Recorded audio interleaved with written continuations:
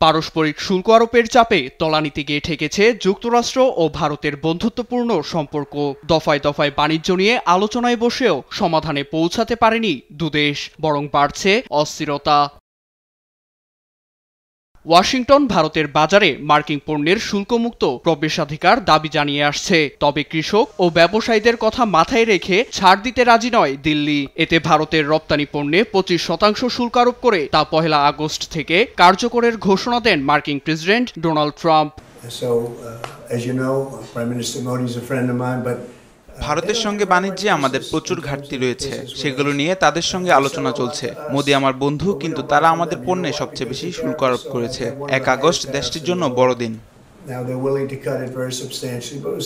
এছাড়া ভারত, রাশিয়া, চীনের সমন্বয়ে গঠিত 10 দেশের অর্থনৈতিক জোট ব্রিক্স মার্কিন ডলারের বিপক্ষে ষড়যন্ত্র করছে বলে অভিযোগ ট্রাম্পের। সোশ্যাল মিডিয়া প্ল্যাটফর্ম ট্রুথের পোস্টে তিনি লেখেন, রাশিয়া থেকে প্রতিরক্ষা সরঞ্জাম ও তেল কিনে চরম ভুল করছে ভারত। আরও লেখেন, ভঙ্গুর অর্থনীতি নিয়ে দুদেশ ডুবে যাবে।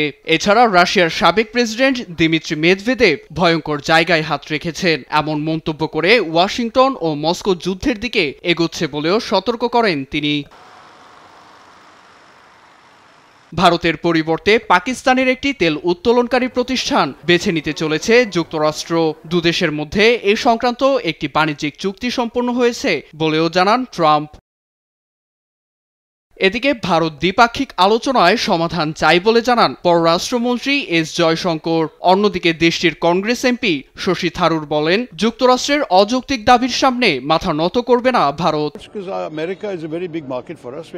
ভারতের রপ্তানি পণ্যের বড় বাজার যুক্তরাষ্ট্র, সেখান থেকে প্রায় 90 বিলিয়ন আয় হয়। বাজার হারালে আমাদের জিডিপি অর্ধেকে নেমে আসবে। উভয় পক্ষের স্বার্থ নিয়েই আলোচনা চলছে। পাকিস্তানের সঙ্গে বাণিজ্য করে যুক্তরাষ্ট্র লাভবান হবে কিনা তা নিয়ে যথেষ্ট সন্দেহ রয়েছে। যুক্তরাষ্ট্রের বাজার হারানোর আশঙ্কায় এর মধ্যেই কপালে চিন্তার ভাঁজ পড়েছে ভারতের ব্যবসায়ীদের।